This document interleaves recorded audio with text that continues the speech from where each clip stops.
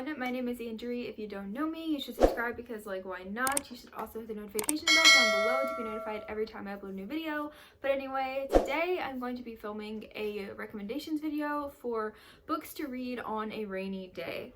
Today it is very overcast, it's cold, it's wet, it's just ugly, and I was thinking, I want to film a video, but what do I want to film? And then this was born. This came in my brain. So I'm going to be recommending you guys 6 different books that I personally think would be great to read on a rainy day when you're stuck inside or you're off work or whatever.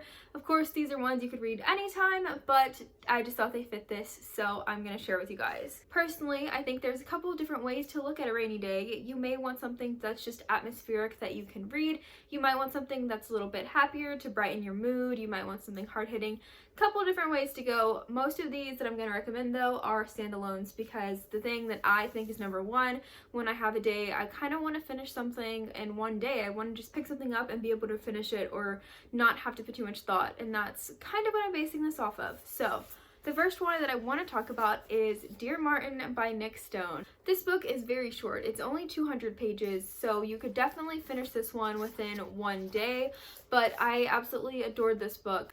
So Dear Martin is all about a boy named Justice who is a very good student, top of his class. He has a very bright future ahead of him, but something happens where he is trying to do good. He's trying to do the right thing, and it gets taken way out of how it looks, and he is the person who ends up in handcuffs by the police because he has basically been profiled that he is trying to do something bad when it's actually the very opposite of what he was trying to do. And so the biggest aspect that I found very interesting and that I was most looking forward to throughout the book was that Justice decides to start a journal where he is talking directly to Dr. Martin Luther King, mainly because Martin Luther King is somebody that Justice looks up to. It's somebody that he values his teachings and his lessons and tries to incorporate them in the way that he lives as a Black teen in America.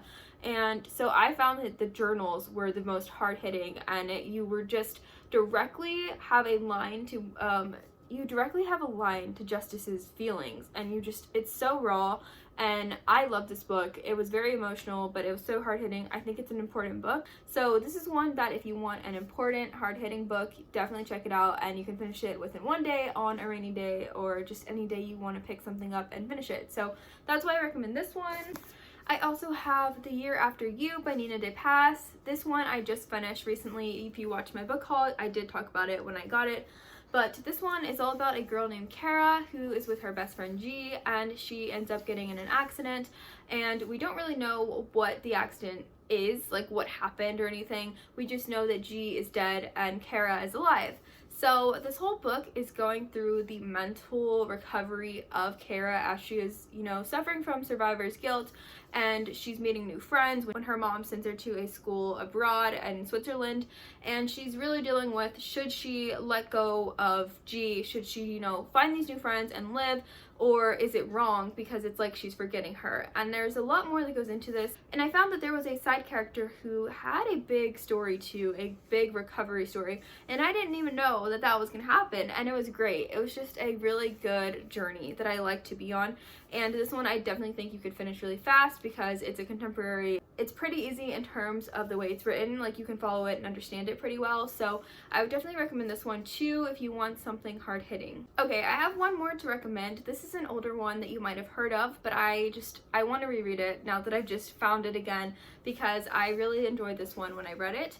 It is the last one that is a hard-hitting emotional one. I promise I have some more lighter ones after this, but this one is The Way I Used to Be by Amber Smith. This one is all about a girl named Eden whose world gets turned completely upside down as she is a freshman in high school because she ends up getting raped by her brother's best friend, somebody who she thought she could trust. And it goes through multiple years of Eden's life of her dealing with this and trying to figure out how to move on, and the fact that she has changed as a person from this traumatic event.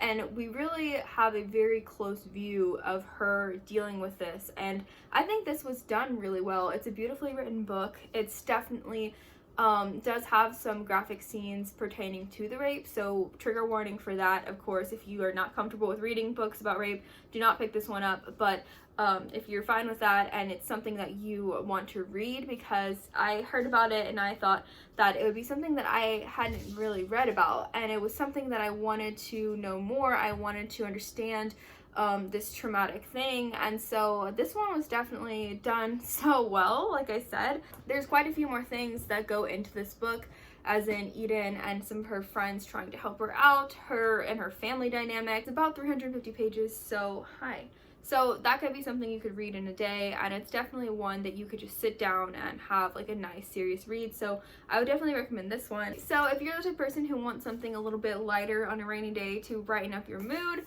I would definitely suggest Everything Everything by Nicola Yoon. This is a contemporary romance about a girl named Maddie who has been told her entire life that she is sick and that she cannot go outside at all because she will die.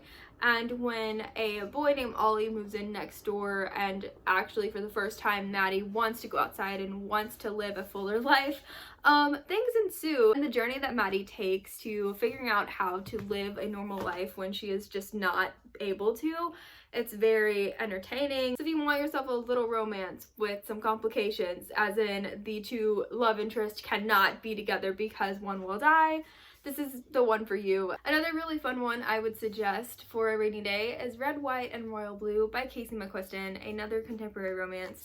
This one is very interesting. This one is about Alex and Henry. This one is a male-male contemporary romance.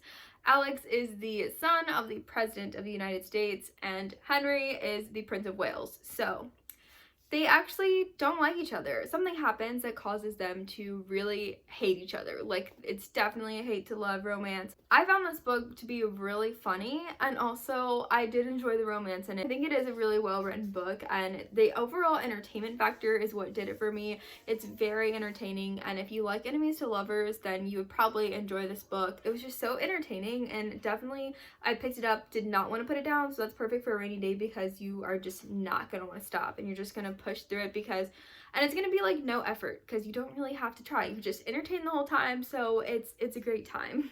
The other thing that I would suggest reading is maybe on a rainy day you would want to pick up a book and start a new series, like a fantasy series, because you're just stuck inside, and so you're gonna get into the book and get into a new world. You might want to start a new adventure, stuff like that. So another thing I would suggest is to read dystopians. I know when I was younger, like when I didn't have a job, didn't have any worries, I was just home all the time, I would definitely find myself like picking up The Hunger Games or Divergent or something like that and reading it just all day and not stopping.